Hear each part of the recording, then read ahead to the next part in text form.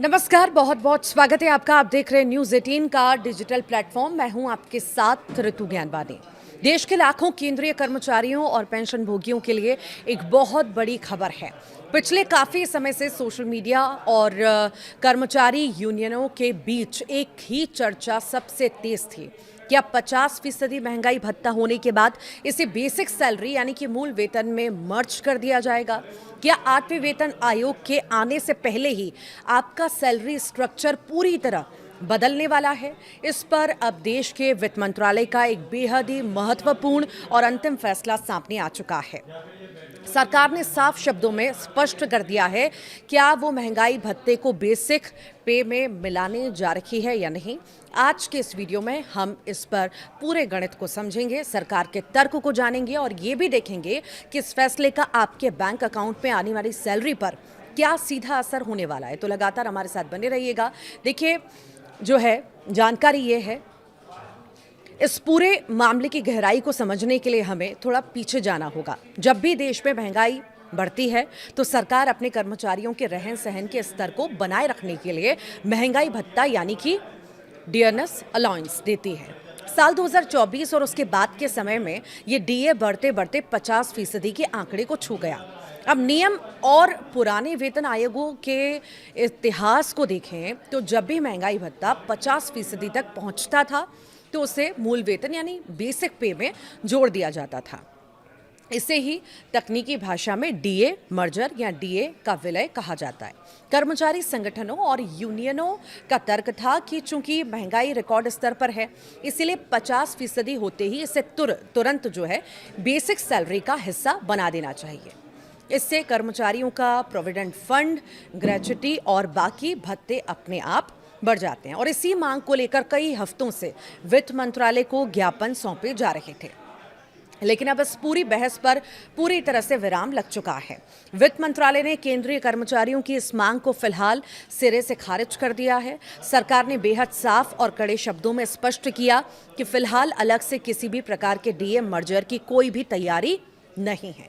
यानी जो कयास लगाए जा रहे थे कि एक नोटिफिकेशन जारी होगा और आपकी बेसिक पे बढ़ जाएगी, ऐसा कुछ भी नहीं होने जा रहा।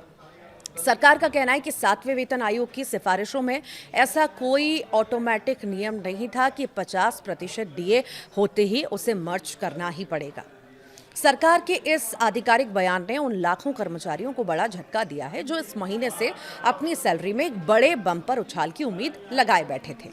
अब सवाल ये उठता है कि सरकार ने ऐसा फैसला क्यों लिया और इसके पीछे पूरी तरह से आर्थिक समीकरण काम कर रहे हैं। अगर सरकार 50% महंगाई भत्ते को बेसिक पे में मर्ज कर देती तो सरकार के खजाने पर अचानक से अरबों खरबों रुपयों का अतिरिक्त बोझ आ जाता। जब बेसिक पे बढ़ती है तो केवल टेक होम सैलरी नहीं बढ़ती बल्कि कर्मचारियों का पीएफ कंट्रीब्यूशन बढ़ जाता है, जिसमें सरकार को भी अपना हिस्सा बढ़ाना पड़ता है।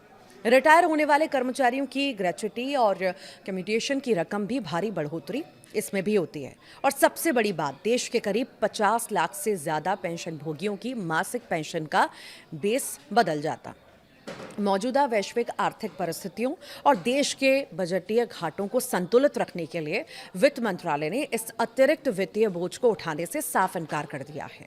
सरकार का मानना है कि महंगाई भत्ता समय समय पर बढ़ाया ही जा रहा है और इसीलिए अलग से मर्जर की कोई भी तार्किक जरूरत नहीं है। इस खबर का एक और महत्वपूर्ण पहलू है जो सीधे जुड़ा है 8वें वेतन आयोग से। आमतौर पर हर 10 साल में एक नया वेतन आयोग आता है। 7वां वेतन आयोग 2016 में लागू हुआ था और नियमों के मुताबिक 8वें वेतन आयोग को लेकर चर्चाएं अब बेहद तेज हैं। कर्मचारी संगठनों का मानना था कि अगर डीए का मर्जर अब हो जाता तो 8वें वेतन आयोग के गठन के समय कर्मचारियों की फिटमेंट फैक्टर की गणना एक ऊंचे बेस से होती।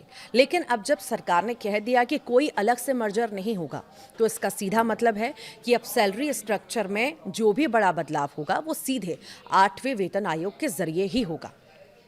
सरकार अब बीच में कोई शॉर्टकट या तदर्थ फैसला जो है लेने के मूड में बिल्कुल भी नजर नहीं आ रही। यानी कर्मचारियों को अब अपनी बेसिक सैलरी को रिवाइज करवाने के लिए नए वेतन आयोग की सिफारिशों का ही इंतजार करना होगा।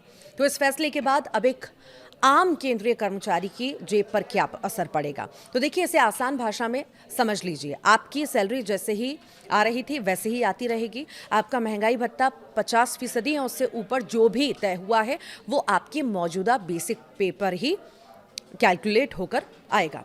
हाँ, एक राहत की बात जरूर है कि 7वें वेतन आयोग के नियमानुसार जब डीए 50% पहुंचता है तो कुछ अन्य भत्ते जैसे कि हाउस रेंट अलाउंस हो गया और चिल्ड्रन एजुकेशन अलाउंस हो गया, ट्रैवल अलाउंस हो गया, इसमें जो है बढ़ोतरी अपने आप लागू हो जाती है। वो लाभ कर्मचारियों को मिलते रहेंगे, लेकिन जो एक बड़ी छलांग बेसिक पे में मिलने वाली थी वो फिलहाल होल्ड पर चली गई है।